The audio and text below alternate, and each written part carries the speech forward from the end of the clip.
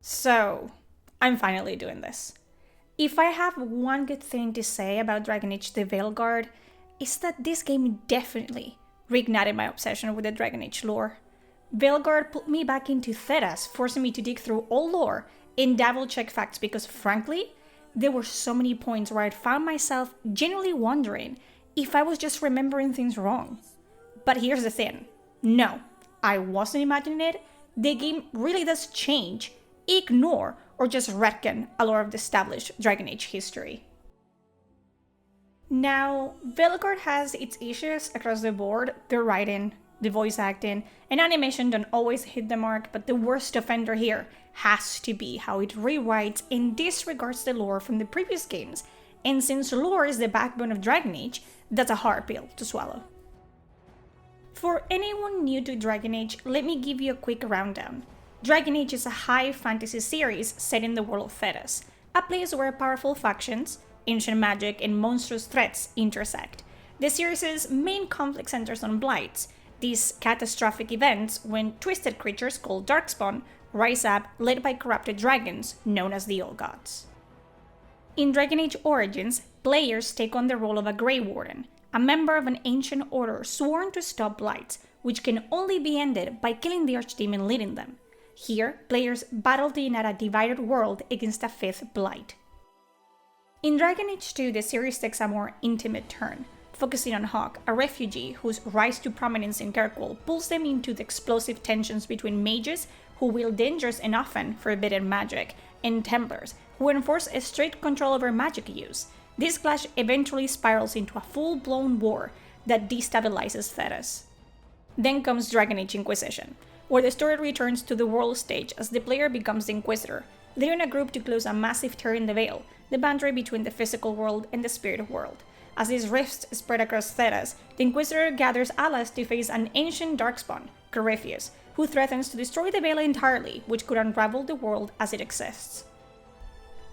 Throughout the series, we see recurring themes of power, sacrifice, and the clash between freedom and control, as well as the mysteries of ancient powers in Thedas. Each installment builds on the last, weaving in unanswered questions and deeper mysteries, and that's where Veilguard comes in. The lore of Veilguard reintroduces some of these familiar elements, the Taint, the Veil, and even the Old Gods, but with some massive retcons. As we'll see, these changes don't always make sense with what we already know from the rest of the series, and some even seem to outright contradict the established lore. Today I'm diving into these discrepancies and inconsistencies, comparing the lore we've known and loved with the new interpretations we're getting in Veilguard. The first offender has to be the Taint, or should I say the Blight, as they now choose to refer to it.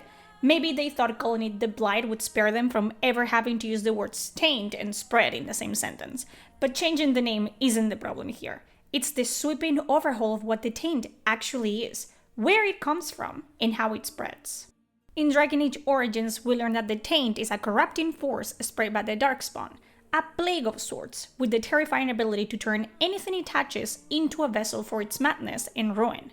The Taint twists creatures, even plants, into grotesque versions of themselves, and it's the direct cause of each blight. This corruption is tied deeply to the archdemons and to the very core of what makes Darkspawn terrifying. But in Veilguard, the Taint's origins and purpose are practically rewritten from the ground up. Now we're told that the Taint, or the Blight as it's now referred to, originates from the dreams of Titans, the colossal beings whose Lyrian blood flows through Thedas. Supposedly, when Solas severed the Titans from the Fate, this unleashed a corruption into the world that eventually became the Taint. Right off the bat, this raises so many questions. If Lyrium is the blood of the Titans, then Solas using a Lyrium dagger to sever their connection should have empowered them, not harmed them. And let's not ignore the issue of timing. Solas supposedly severed the Titans from the Fate before he created the Veil, but this doesn't track with the way the Fate is described as omnipresent at that point in history. Not to mention, if this severance actually happened so long ago, why didn't the first blight manifest until much later? How did this taint stay hidden for so long? In Dragon Age 2, Hawke and their party uncover tainted red lyrium in the Primeval Tie, a dwarven ruin that dates back to a time before the first blight. This detail throws a wrench in the commonly accepted lore, which suggests that the taint entered Thedas through the actions of the Magisters, like Corypheus, who breached the Golden City. If tainted lyrium existed in the primeval tie long before this event, it implies the taint was already present. This raises major lore questions about the Titans' role and motives. If the Titans, ancient beings linked to lyrium and dwarven origins, were somehow involved in the creation or spread of the taint, why wouldn't they act on it sooner?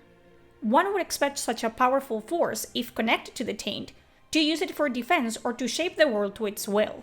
This discovery suggests that the taint's origins might be rooted in forces much older and deeper than the Evanuris or even the Titans themselves.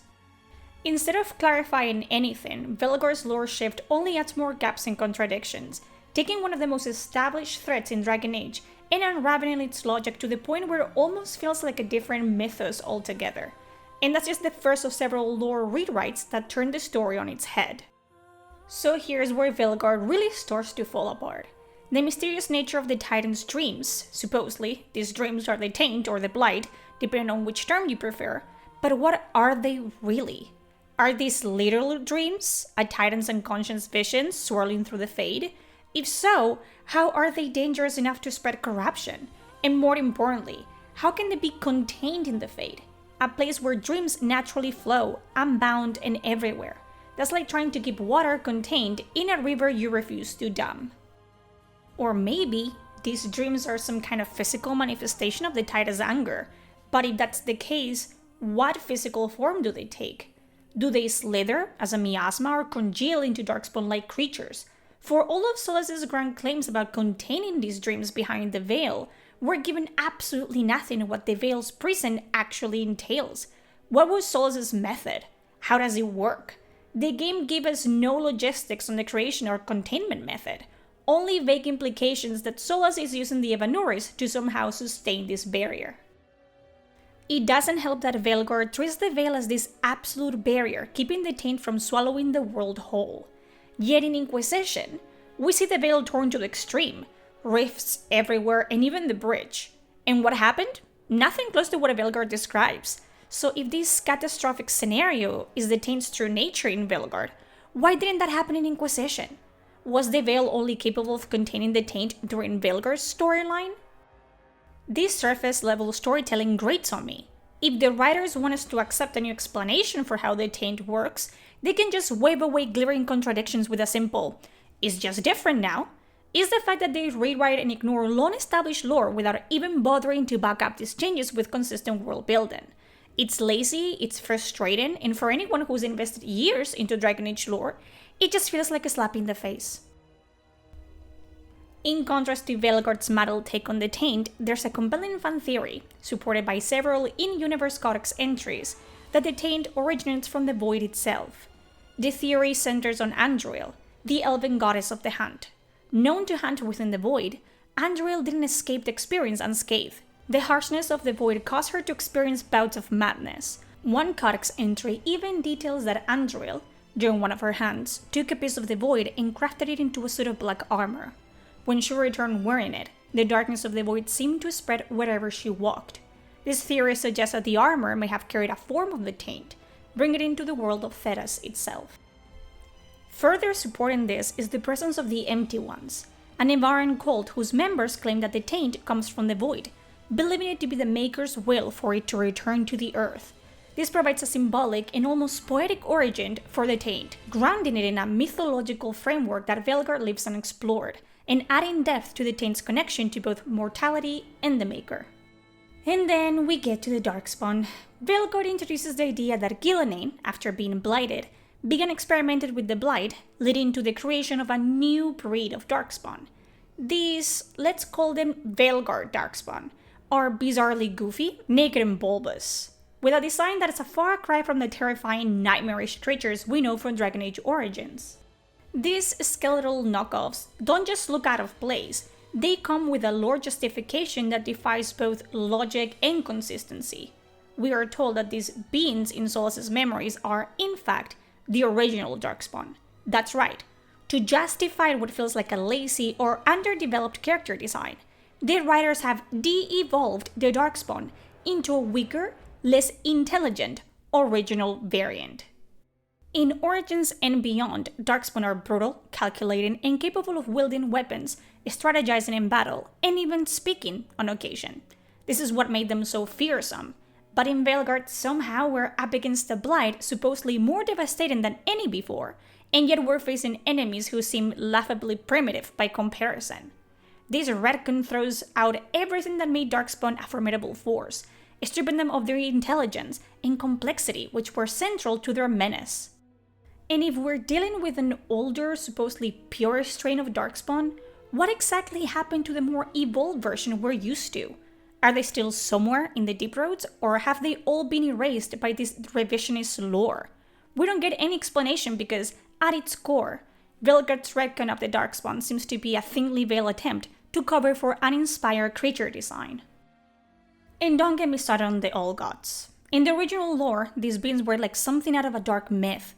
Ancient, powerful entities who hunted Tevinter's history like shadows, whispering secrets from their slumber. They were mysterious forces beyond mortal comprehension, whispering to power-hungry mortals and ultimately manipulating the Tevinter priesthood to cross into the Fade. Their whispers were so potent, so corrupted, that they convinced Corypheus and his ilk to physically enter the Maker's golden city, only to find it tainted, ruined, as if by their very presence.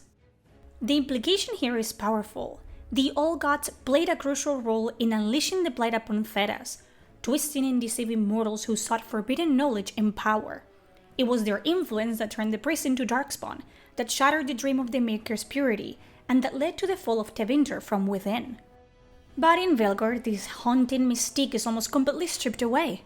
The All Gods are now tied to high dragons, with each god essentially being reduced to a manifestation of the Evanuris, the Elven pantheon, repackaged as high dragons. Not only does this make their origins in nature messier, it only makes them feel smaller, somehow like pawns in a different game altogether. Adding this twist that the All Gods have been reduced to mindless vessels is honestly a disservice to the way the original held in Dragon Age lore. In Origins, the All Gods are grand, terrifying forces laying dormant beneath Thedas, just waiting for the right push to wreak havoc. They are feared and revered, almost like eldritch beings. And now, Veilguard confines them to mere roles as containers for imprisoned Evanuris spirits, stripped of autonomy, significance, and mystery. And here's the kicker. In Veilguard, Solas admits that the Veil is sustained by the life force of the Evanuris.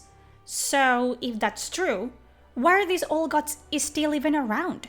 If each All God was meant to house an Evanuris, and the Veil demands their life force, wouldn't these dragons have withered as soon as their respective Evanuris was used up, filling the Veil? The logic falls apart under its own weight, contradicting the very mechanics Veilguard is trying to establish.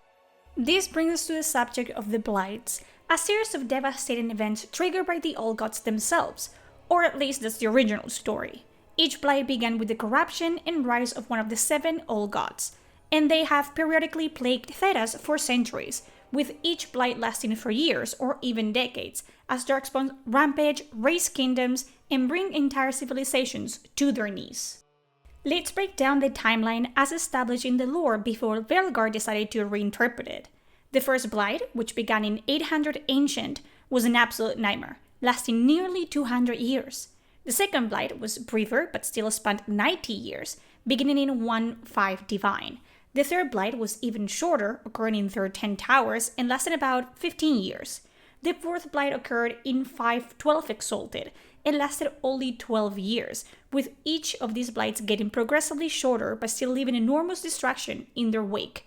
Finally, we reached the fifth Blight in Dragon Age Origins, set in 930 Dragon, which was unique because it was ultimately averted through the actions of the Grey Wardens, ending the cycle, for now at least.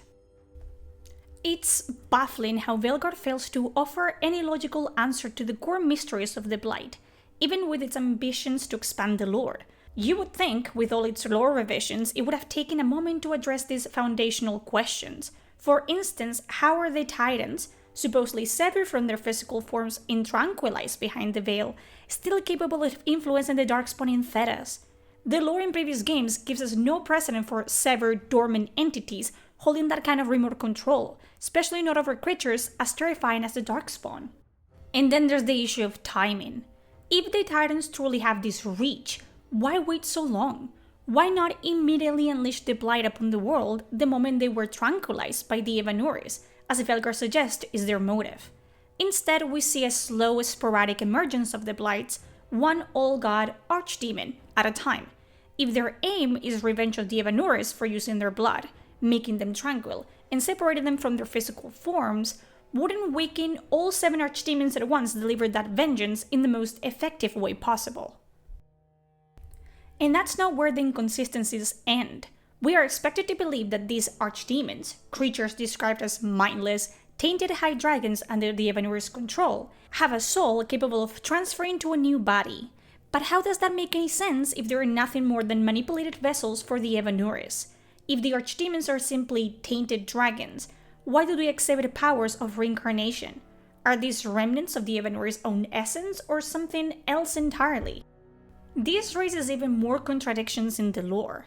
Darkspawn are portrayed as relentless, single-minded creatures driven by an urge to corrupt and destroy.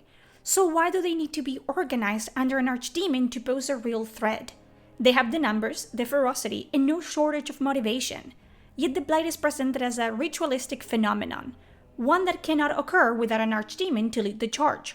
Why bind each blight to an archdemon as though it's a ceremony, if the Darkspawn already have the capability to bring ruin on their own? And then there's the question of the blight itself. What is the ultimate goal here? To destroy, to conquer, or is it something else? None of the lore offers a satisfying explanation, and every new entry seems to introduce more inconsistencies. Veilguard doesn't clarify these questions. Instead, it adds even more ambiguity, making the entire purpose of the blight and the Darkspawn's reasons for existing in the first place feel like a confusing, incomplete mess. But we don't get any clarity on this from Veilguard. The story skirts around these questions, leaving us a flimsy premise that feels neither well-researched nor in line with established lore. The reality seems to be that the writers themselves didn't have an answer, and instead of exploring the established mystery, they brushed past it to move the plot along. And that's perhaps one of the most frustrating parts of Veilguard. It retrofits established lore to fit its own story, but in the process it sacrificed the coherence and intrigue that originally defined Dragon Age. Of course, it wouldn't be one of my videos if my criticisms ended there. No, there's so much more about Veilguard that I have to complain about. One of the biggest issues I have is the jarring inclusion of modern-day language in a dark fantasy universe. It's not just the occasional slip, either. The characters, whether they're supposed to be grizzled veterans of war or stoic mages, are tossing out phrases that sound like they belong in a casual coffee shop conversation, not a world on the brink of collapse. It takes you right out of the immersive atmosphere the series had spent years building. Imagine hearing a character drop, "This is so messed up," in a tense moment of battle. It just doesn't fit. Then there's the rewriting of core factions, namely the ones that should be morally grey, if not downright evil. You know, like the Tevinter Imperium, the Kinari, or the Crows. These factions were designed with complexity, internal contradictions, and questionable moral decisions. The Tevinter Imperium, for instance, is a society built on slavery and blood magic, but the characters in Veilguard try to gloss over that and make it feel more heroic or palatable. In Dragon Age Origins, we see the true horrors of Tevinter society. It's a nation built on slavery and blood magic, where magisters wield dark powers unchecked, and the very foundation of their powers relies on exploiting others. But in Veilguard, when we visit Minrathous, the capital of Tevinter, there's a noticeable absence of any of this. We don't see the slavery that defines the Imperium, nor the brutal blood magic that runs rampant through their society. It's as if the writers just forgot? Minrathous is just another city in Thedas, with none of the darkness and moral corruption we've been led to expect from Tevinter. The society that once felt truly despicable is now just a backdrop from some political drama, and it feels like the gravitas of Tevinter's history is entirely lost in the process. Then there's the complete overhaul of the Crows. In Dragon Age Origins, we learn from Zevran that the Crows are an organization that literally buys and abuses children, turning them into deadly weapons to profit from them. Their methods are brutal and morally reprehensible, something that made the Crows one of the most sinister factions in the Dragon Age universe. They operate on a code of secrecy and ruthlessness, using their assassins for political manipulation and profit, without a care for the people they destroy along the way. But in Veilguard? Oh no, now the Crows have become the rightful protectors of Antiva. Gone is the moral ambiguity that once defined them. Instead, they are now painted as this noble force, maintaining the stability and safety of Antiva's leadership. This is a huge shift from the crows we've known, and it completely contradicts everything established in Origins. What happened to their morally bankrupt roots, to the fact that their main business model is exploiting people for their own gain? The crows in Veilguard have been dramatically reshaped into family-oriented protectors with a strong loyalty to each other, ready to help at any cost. But this reimagining doesn't align with how the crows have been depicted in previous Dragon Age games, where they are shown to be ruthlessly pragmatic and driven primarily by profit and political leverage rather than loyalty and protection. In Dragon Age Origins and Dragon Age 2, the crows are portrayed as a highly efficient, mercenary-like organization willing to eliminate anyone for the right price. Their relationships are often cutthroat, with recruits and operatives constantly at risk of betrayal, manipulation, or being cast aside should they no longer serve a purpose. The organization's goals have always been power and profit, often with little regard for loyalty or morality. Zevran, a former crow in Origins, sheds light on the crow's brutality, describing how they use threats and exploitation to keep their members in line and eliminate anyone who disobeys or fails. Turning the crows into a tight-knit, honorable society of protectors with a family-like loyalty not only ignores their previous portrayal, but also undermines one of the darkest, more complex groups in the Dragon Age universe.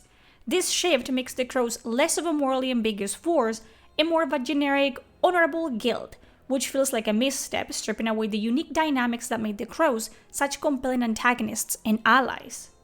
The rewriting of the crows in Veilguard feels like an attempt to make them more heroic, or at least more palatable, but in doing so, they lose what made them compelling in the first place. The idea that an organization with such a dark and twisted past can suddenly be considered the protectors of a nation, without any real explanation for the drastic shift, is beyond frustrating. It feels like the writers completely disregarded the established history of the crows, opting to rewrite them to fit a more convenient narrative. And don't get me started on the Qun. In Veilguard, the Untam, the military branch of the Qun, has essentially defected and broken away from it, splintering into different warlords. The reason? The current Arashok stem from Origins, if they respect their own canon, but they obviously don't. It's too soft. And by soft, we mean reasonable. Now here's where it gets really strange. The Untam, in their rebellion, launch an invasion of Antiva and Rivain. And we're just supposed to believe that the Arashok, in the main brand of the Qunari, still loyal to the Triumvirate, would simply let them get away with this. According to the lore, any Qunari that strays from their purpose and role is considered a Talvashov, a heretic. It doesn't matter that the Untam still think they're following the Qun. In the eyes of loyal Qunari, they're not. So why wouldn't they be hunted down? Let's not forget that Antiva and Rivain are incredibly close to Park Volan, the heart of Qunari power. Veilguard even establishes that without the organization and logistics provided by other branches of the Qun, the Untam struggle to maintain control over their conquered territories, or even supply their army with food. So why are they even an issue? The game's insistence that the Untam can wage an effective war and maintain an army on the fringes of Qunari influence is laughable. The Qun, as a philosophy, is ruthless, and any deviation from their rigid structure is punishable by death. The Untam, in breaking away, should have been exterminated with extreme prejudice by the loyal Qunari forces. Once again, the game seems to simplify the complexities of the Qun to fit a more easily digestible narrative, turning what should have been a dangerous, morally ambiguous faction into a group of misguided rebels. The Untam's growing influence in the story becomes less about ideological conflict and more about a convenient plot device that lacks the depth of Origins or Inquisition. In essence, Veilguard refuses to show the darkness, the cruelty, and the consequences that should come with breaking the Qun's ironclad control. Instead, they sanitize it, making the Qunari seem almost too human, removing the threat that should come with defying their way of life. The Untam's alignment with blighted mages and the Evanori's forces in Veilguard is one of the most confounding breaks in lore continuity in the Dragon Age series. The Qunari culture is famously anti-magic, to the point of treating magic as inherently corrupt and dangerous, with the Qun strictly controlling, limiting, and even chaining mages. The mere thought of the Untam, a warrior faction deeply devoted to the principles of the Qun, even entertaining the use of mages, let alone blighted mages aiming for world domination, runs completely counter to the fundamental beliefs of their culture. In Dragon Age lore, the Qunari view magic as chaotic and destructive, something that needs to be contained or eliminated for the good of all. The Kinari mages, known as Sarabas, are treated with extreme prejudice and control, marked as inherently cursed and kept bound both literally and socially. To imagine the Untamed not only setting aside the deep-seated belief, but actively allying with mages corrupted by the Blight, creatures viewed as tainted by the ultimate corruption, stretches plausibility beyond recognition. And the Untamed achieved massive military conquest before the Ivanur's involvement, showing that they already possess both the power and the means to secure territory independently. Their conquest of remaining parts of Antiva reflects their military strength and strategic prowess without needing the aid of mages, especially not blighted ones. So with power and influence already well established, this alliance appears not only unnecessary, but also nonsensical in light of their foundational beliefs. It feels like a change made for shock value or convenience rather than one that respects the Kinari's intricate, lore-driven worldview. The Untamed are portrayed as unwavering in their values, so this departure from one of their most defining cultural stances is just another departure that makes Veilguard feel disconnected from the Dragon Age universe many fans have come to know. The Lords of Fortune in Dragon Age Veilguard represent yet another puzzling contradiction in the series' lore. From their name alone, you would expect them to be a roguish, thrill-seeking guild, a crew of swashbucklers out for gold and glory, and with Isabella, a pirate captain with a notorious history at the helm, it would make sense for the group to be profit-driven and morally flexible, like traditional pirates who value wealth over virtue. However, Veilguard gives us an entirely different, sanitized version of this group. Rather than treasure-seeking thieves, the Lords of Fortune are portrayed as altruistic, Robin Hood-like figures, robbing only from the rich and returning any culturally significant artifacts they happen upon. It's an odd turn, especially given that this mindset is directly at odds with Isabella's established character. In Dragon Age 2, for instance, Isabella steals the Tome of Coslum, a religion text of immense significance to the Kinari, and only reluctantly agrees to return it, fully aware that her decisions have jeopardized Kirkwall's safety. Her disregard for the tome's cultural or spiritual importance to the Kinari casts serious doubt on the validity of her supposedly high-minded shift in Veilguard. What's even more contradictory is how this new stance on ethical treasure hunting undermines the spirit of the franchise. Instead of embracing the gritty, morally complex atmosphere that defined earlier games, Veilguard molds the Lords of Fortune into virtuous vigilantes, sanitized and politically correct to the point of feeling out of place in Thetis' morally grey world. It's almost as if they're barred from truly embodying their pirate roots for fear of offending modern sensibilities. A strikingly incongruent direction for a character like Isabella, who has never been one to shy away from the messier realities of life on the high seas. Now we delve into Solas' lack of consistency throughout Inquisition in Veilguard. Spoiler alert, in one of Veilguard's endings, all of which involves Solas dying his life force to maintain the Veil one way or another, it is revealed that Morrigan carries a fragment of Mythal's soul. If you're not familiar with Mythal, she was one of the 9 Evanures who ruled over the elves in the ancient world, and Solas was her right hand. Mythal was betrayed by her fellow Evanures, which leads Solas to create the Veil to imprison them in the Fade, forever avenging Mythal. So far so good. But here's where things fall apart. In Inquisition, Solas' motivations for wanting to turn on the Veil are rooted in guilt. He believes that by creating the Veil, he condemned the elves to a life of being shadows of their former selves, mortal, weak, and eventually enslaved by other races. In his mind, he was trying to save them, but instead doomed them. So his goal in Inquisition becomes to rectify this mistake and restore the world to what it once was, to undo the damage he caused to the elves. In Veilguard, however, Solas' motivations change. Now he wants to tear down the Veil to bring back the world Mythal always wanted. But here's the inconsistency. In Inquisition, Mythal, who at the time was using Flemeth's body as a vessel, actually tries to stop Solas from destroying the Veil. And how does Solas react to this? He kills Flemeth, stealing Mythal's essence to make himself more powerful. Solas' actions in Inquisition suggest that he's willing to go to extreme lengths to achieve his goals, even if it means betraying someone he once loved. Now, Veilguard comes along and suddenly Solas' long-held plans and motivations are thrown into question. So you would think that in Veilguard, even if Morrigan, now carrying Mythal as her mother once did, tries to stop him, it wouldn't work. Wrong. It works. Mythal apologizes for making Solas into an unwilling soldier and releases him from her service. Solas, who has been planning this for 10 years and is seconds away from achieving his goal, just stops. After everything he's been through, the sacrifices he's made, and his drive to destroy the Veil, he simply gives up. This moment feels entirely out of character. Solas is portrayed as a determined, even ruthless individual, willing to make difficult decisions and sacrifices to achieve his vision.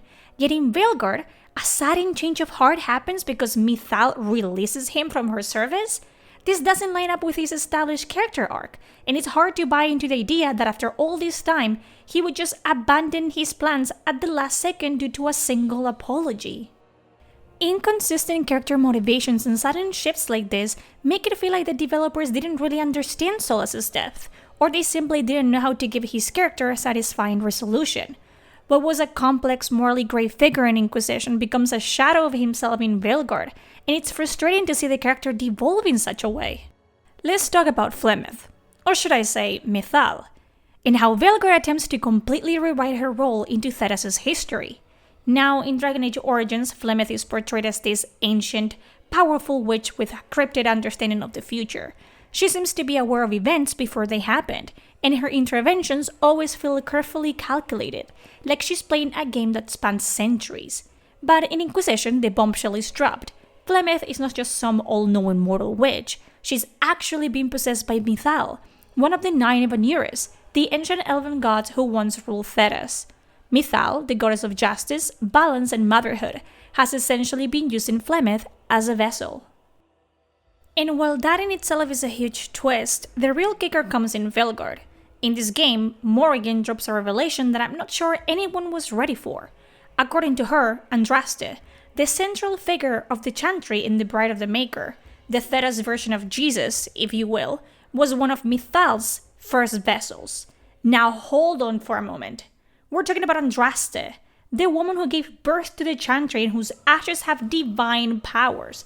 Powers that, by the way, seem to defy logic if she was just a mortal vessel. Her ashes can cure poison, resurrect the dead, divine abilities. So if Andraste was just a mortal host, why does she possess such power? According to Morrigan, a mortal vessel shouldn't have this kind of abilities, but the ashes clearly say otherwise. This creates a massive contradiction. The entire religious foundation of Thedas gets a little murky here.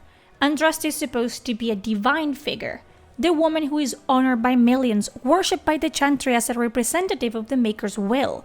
But now, Veilguard says she's a mortal vessel for Mythal, meaning the true source of Andraste's powers wasn't divine at all, it was Mythal.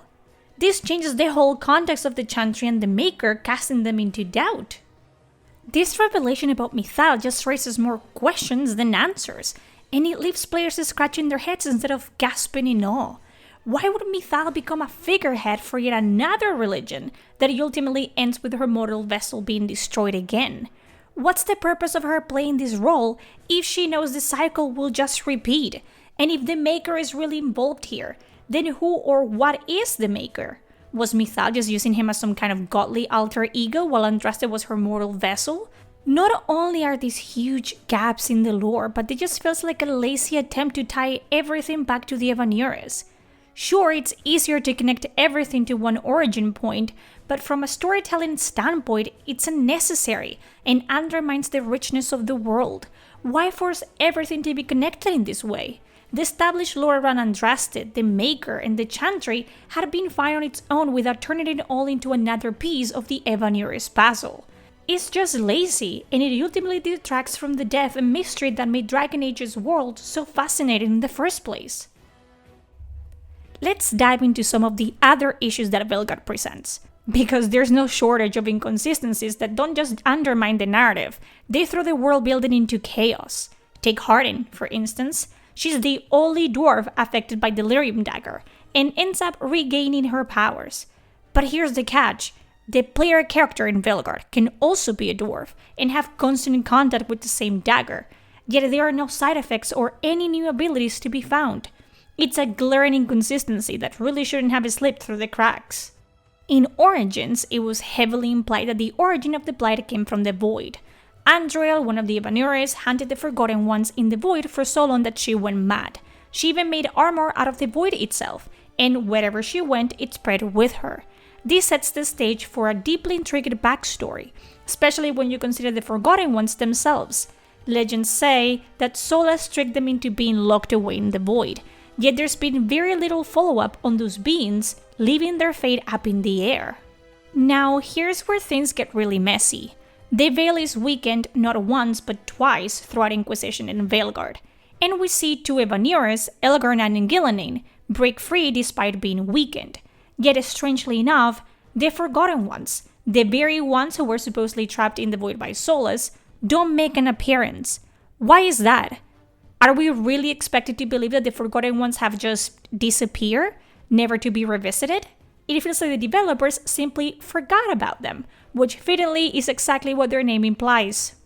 The Titans are described as immense primordial beings, older than the Evanores, whose control over the stone and lyrium is integral to the entire world.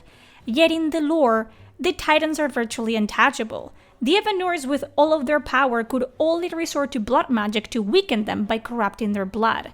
But in Veilguard, Solas is implied to have somehow severed their connection to the Fade, without any clear explanation as to how he managed to get close enough to the Titans to do so, let alone the fact that no one else, including the Evanires, seemed capable of such a feat.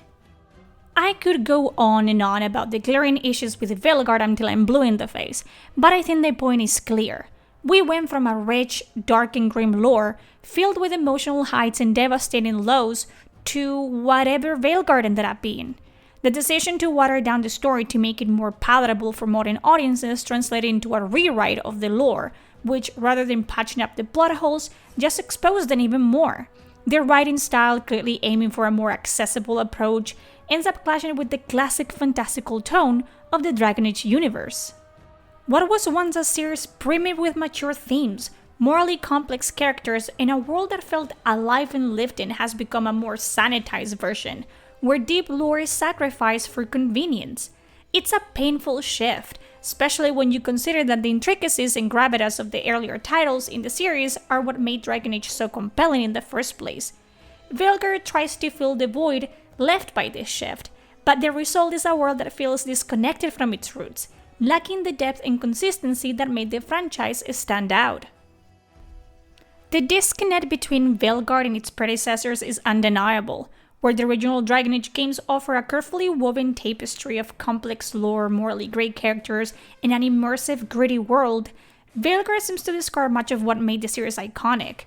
The lore feels inconsistent, characters lack the depth and agency they once had, and the tone feels oddly out of place, much more like a generic fantasy story, rather than the rich, lived-in world of Thedas that we knew. For many longtime fans, returning to Origins, Dragon Age 2 or Inquisition feels like a relief.